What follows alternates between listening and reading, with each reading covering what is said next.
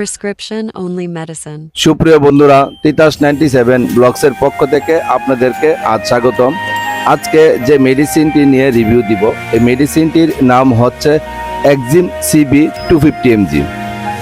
axim CB 250 mg এই মেডিসিনটি কি কি সমস্যার জন্য ব্যবহার করা হয় বা খাওয়ার নিয়ম এবং এর পার্শ্ব প্রতিক্রিয়া কি হতে পারে খুবই সহজ ভাষায় আজকে তুলে ধরব।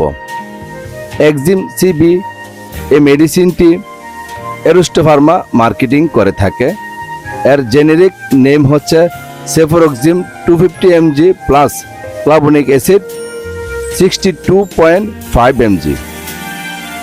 তবে বন্ধুরা, যে কোনো মেডিসিন খাওয়া বা ব্যবহার করার আগে অবশ্যই একজন রেজিস্টার্ড ডক্টরের পরামর্শ নিয়ে খাবেন অথবা ব্যবহার করবেন। একজন রেজিস্টার্ড ডক্টর রোগীর সার্বিক দিক চিন্তা করে প্রেসক্রিপশন করে থাকে। আরেকটি কথা বন্ধুরা, স্বাস্থ্যই সকল সুখের মূল।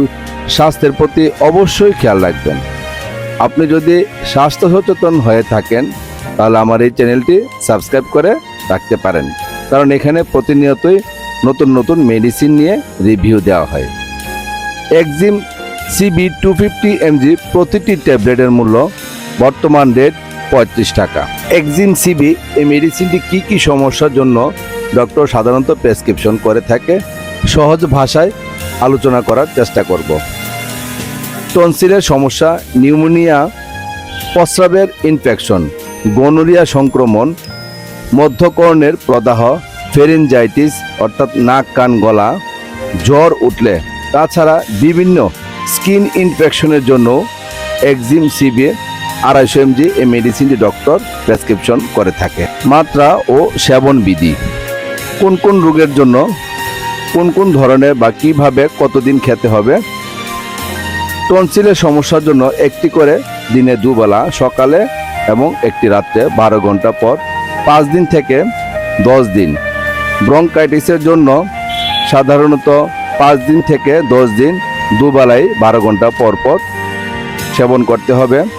স্কিন ইনফেকশনের জন্য আপনার একটি করে দিনে দুবেলা 12 ঘন্টা অন্তর অন্তর 10 দিন।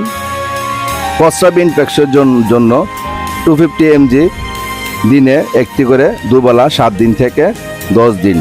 তবে পূর্ণ বয়স্কদের ক্ষেত্রে 13 বছরের তার ঊর্ধ্বে। তাছাড়া রোগী রোগ এবং ডক্টরের উপর ডিপেন্ড করে ওষুধের ডোজ কম বেশি করা যেতে পারে। এই মেডিসিনটি সাধারণত একটি অ্যান্টিবায়োটিক। আপনি যখনই এই মেডিসিনটি সেবন করবেন তখন 1 গ্লাস পানি দিয়ে ওষুধটি সেবন করতে হবে, কারণ অনেক সময় অনেকেই দেখা যায় যে অল্প একটু পানি দিয়েই অ্যান্টিবায়োটিক সাধারণত খাওয়ার চেষ্টা করে, কিন্তু এগুলি করবেন না।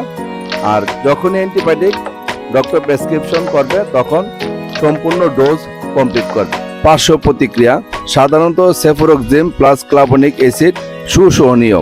তদুপরি কিছু পার্শ্ব প্রতিক্রিয়া যেমন বমি বমি ভাব বা বমি, ডায়রিয়া, পেট ব্যথা বা অস্বস্তি হতে পারে ইত্যাদি সমস্যা দেখা দিতে পারে। বিশেষ ক্ষেত্রে ব্যবহার, গর্ভাবস্থায় প্রথম 3 মাস সাধারণত সকল অ্যান্টিবায়োটিক পরিহার করা উচিত।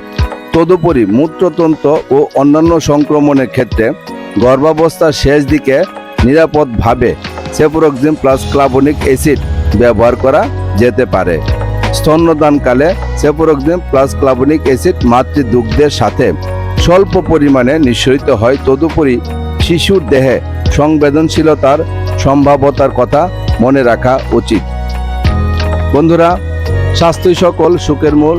স্বাস্থ্যের প্রতি অবশ্যই খেয়াল রাখবেন। আপনি যদি স্বাস্থ্য সচেতন হয়ে থাকেন তাহলে আমার এই চ্যানেলটি সাবস্ক্রাইব করে রাখতে পারেন।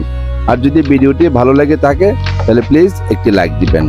সম্পূর্ণ ভিডিওটি দেখার জন্য আপনাকে অসংখ্য ধন্যবাদ। ভালো থাকেন।